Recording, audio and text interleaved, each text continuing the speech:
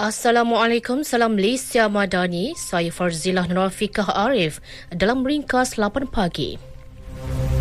Seorang pegawai Tentera Laut Diraja Malaysia TLDM yang terlibat dalam kejadian pendaratan cemas di perairan pantai Klebang semalam sedang menerima rawatan di unit rawatan rapi ICU Hospital Melaka.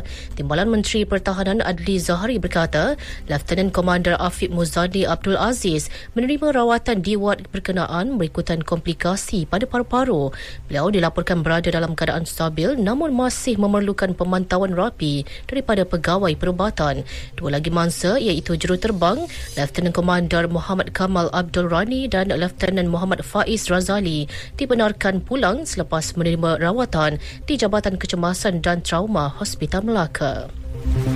Kira-kira 2,682 kenderaan dikenakan tindakan atas pelbagai kesalahan dalam op khas Perang Lebih Muatan 2025 di seluruh Terengganu bagi tempoh September hingga bulan lepas.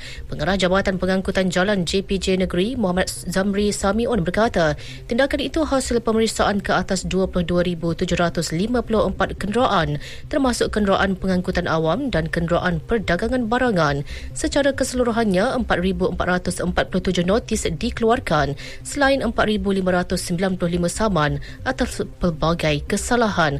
29 kenderaan juga telah disita.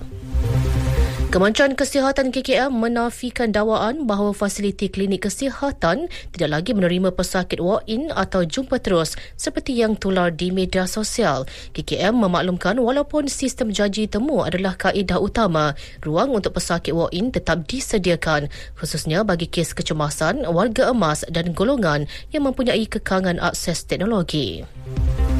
Tempoh perkhidmatan Mufti Perak Datuk Seri Wan Zahidi Wanteh yang dilantik memegang jawatan itu pada 1 Ogos 2022 berakhir pada 31 Disember lalu.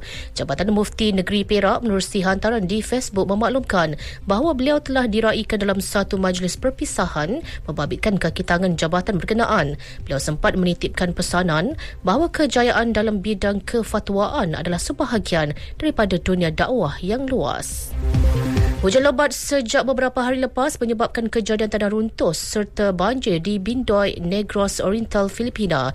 Keadaan itu turut mengganggu kelancaran lalu lintas. Ketua Pejabat Pengurangan dan Pengurungan Risiko Bencana DRRMO Bindoy, Wilfer Herrera Jr. berkata, setakat semalam lebuhraya nasional di Barangay Malaga hanya boleh dilalui sebahagian sahaja dan kemalangan jiwa atau pemindahan penduduk dilaporkan setakat ini.